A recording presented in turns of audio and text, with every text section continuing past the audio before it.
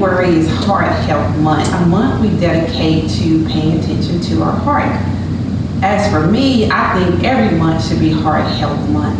Heart health is something that's very near and dear to my heart, as I lost my dad and my nephew very early in their lives to heart conditions. So today I'm going to be demonstrating a recipe for you that's very heart healthy, so I hope you will enjoy. The first thing you want to do is line 2 medium baking sheets with aluminum foil, like this. And then you want to take a cooking spray. This is just a canola cooking spray. And you want to just kind of spray them lightly like so.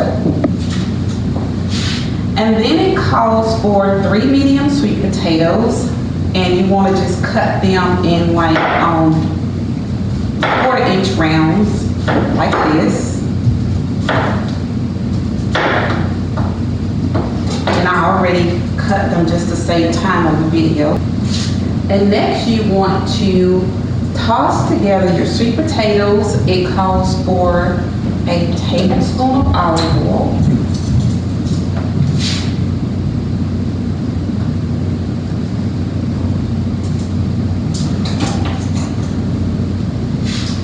It calls for 1½ teaspoons of paprika. This is your regular paprika. Everyone probably has that at home. I already kind of separated mine out. It calls for 1 teaspoon of chili powder, just your regular chili powder that you buy at your local grocery store. And then it calls for 1 teaspoon of garlic powder.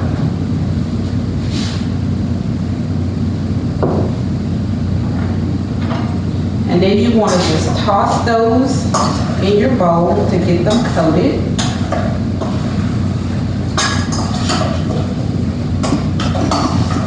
I don't think there's a lot you can do to mess up sweet potatoes, but this is just a different way. You don't always have to make sweet potato yams or sweet potato pie out of sweet potatoes. There's lots of different ways you can enjoy them by keeping them really healthy. So once you get those coated, you want to just transfer them to your baking sheets. And just make sure you give the sweet potatoes enough room on the baking sheet so that they can, the air can kind of circulate really evenly around them.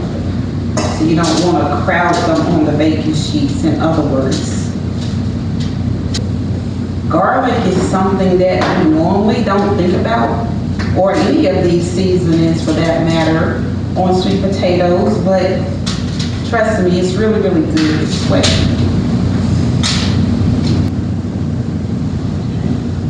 And then you want to transfer them to an oven that's been preheated to 425 degrees, okay? And while your sweet potatoes are cooking for around 10 minutes, you can go ahead and get your other ingredients prepped. I went ahead and prepped all of mine just to save time for the video today. But you want to start out with black beans, and make sure you're reading your labels and make sure you're looking for reduced sodium on the front of your can. And you also want to rinse and drain these just to get rid of the excess water. So the recipe calls for 1/3 of a cup of the black beans, as you can see that I prepped here. Next, it calls for 1/3 of a cup of chopped tomato. If you're smarter than me, you can go into the store and buy a whole tomato and chop it. But sometimes I take the easy way out like I did today, and I just bought the tomatoes already diced. But again, I look for no salt added on the label. And I also rinsed and drained these because you know anytime anything is commercially processed, it's going to have a little bit of salt for preserving them. So I rinsed and drained those just to get rid of, you know, whatever salt may have been left there.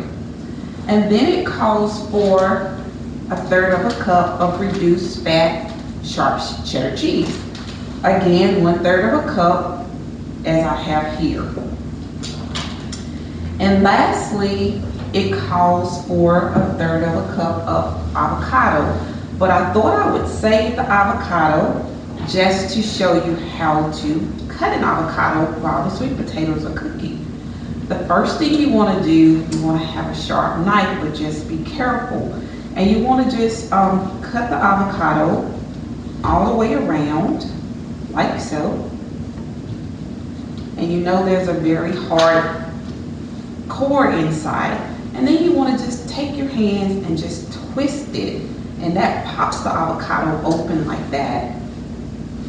Now when I'm at home, but don't try this at home, I just take a knife and whack the seed, but I won't do it that way for you. Just take a spoon and edge around it.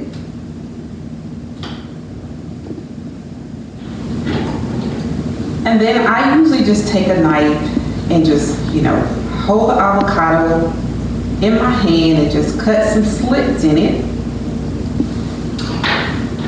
And I take a spoon and just dig it out.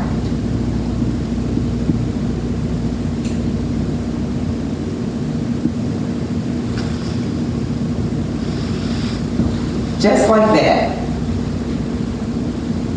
Pretty simple, right?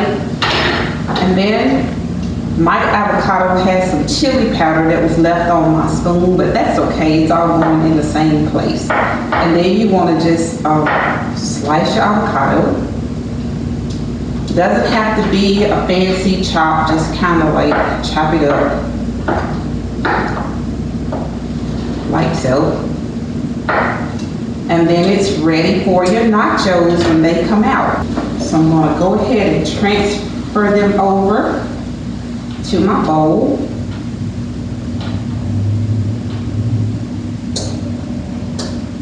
Okay, so after the sweet potatoes have cooked for around 10 minutes, you want to go ahead and pull them out of the oven. And then you want to take a spatula and just turn them over.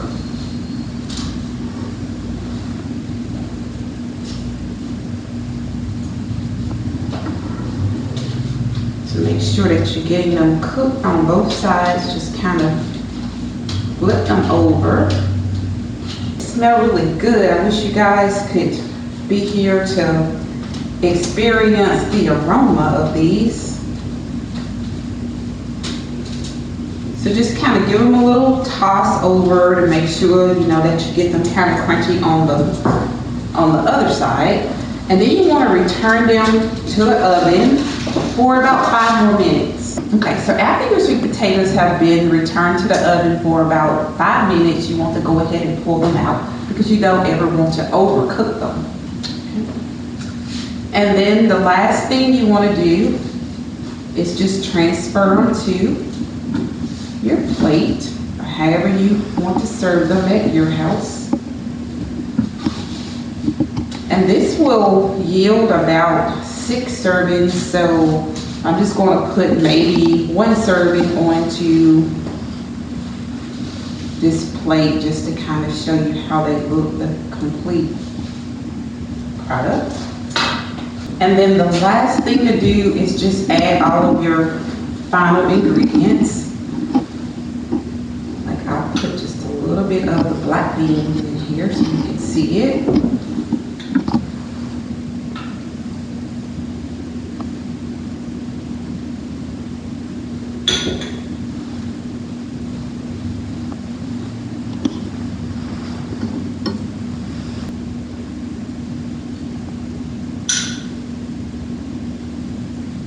And you can put this in the microwave if you're the type person that wants your cheese melted.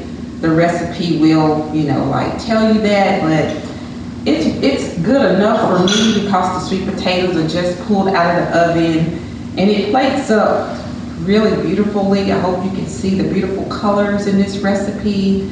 It's very heart healthy because you don't have any meat with this. So if you're a person that's leaning more towards a plant-based diet, this would work because we didn't use anything that has any kind of animal products except for the cheese. So if you're 100% on a vegan diet, You can substitute this with like maybe a vegan cheese, and then you can make this a vegan dish as opposed to a vegetarian dish.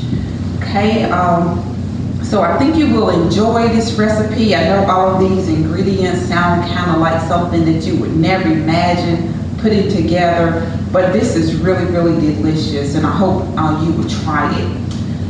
And the last thing I will leave you with today, I'll talk a little bit about heart health. These are some little test tubes that I like to use in the extension office when I'm doing programs on heart health. As you can see in this test tube, it's 2/3 of a teaspoon of salt, which is the recommended amount that you should be consuming if you have any type of heart disease, or as a matter of fact, if you're over the age of 40.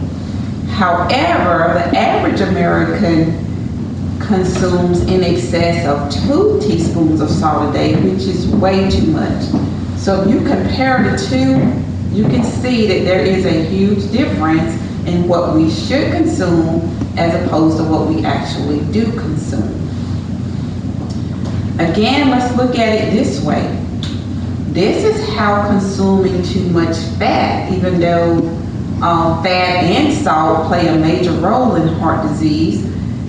We're going to talk about fat for a minute. If you look at a healthy heart, this is how your heart will start out when you're a baby or when you're young.